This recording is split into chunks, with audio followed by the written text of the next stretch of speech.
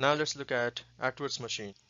We have a ceiling and we have a pulley which is massless and frictionless. So it's an ideal pulley.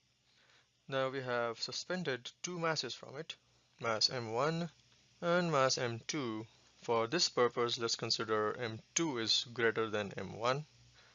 And now all we need to do is apply Newton's second law of motion.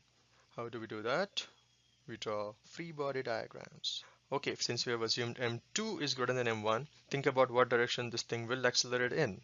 Right, m2 goes down with acceleration a, m1 goes up with the same acceleration a. The accelerations are the same in both cases.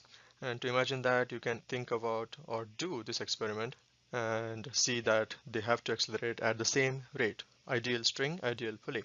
And the tension in the string, Ft, tension force, pointing up in both cases.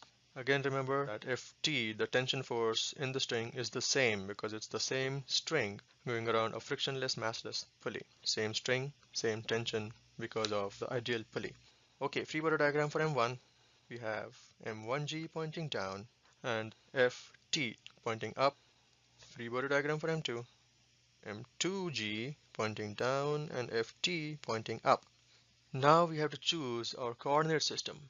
So here's the fun part. Since m1 is accelerating up, we choose up as positive for m1. And since m2 is accelerating down, we choose down as positive for m2. So you're allowed to choose your coordinate system per object. So here we have two objects. We have two separate coordinate systems, pointing up for the left one, pointing down for the right one, pointing positive in the direction of the acceleration. So now we can do the sum of all forces. There is no horizontal force or motion, so we ignore that. Sum of all forces in the vertical direction y is Ft minus m1g is m1a for this one. And for the m2 mass, we have m2g positive minus Ft is equal to m2a. So this is the equation 1, this is the equation 2. So now we add these two equations. So you add the left hand sides, you add the right hand sides. You see that Ft here is positive and Ft here is negative. So the two Ft's cancel out. And we're left with m2g minus m1g on the left hand side. On the right hand side, we have m1a plus m2a, which is, if we take a as common, then we get this. And on this side, we take g as common, we get this.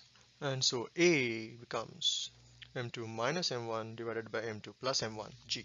So now we can look at specific cases when m1 is 0, when m2 is 0, what happens, and if that coincides with what we think should happen in these cases. Again, all you need to do is apply Newton's second law to each of these objects separately.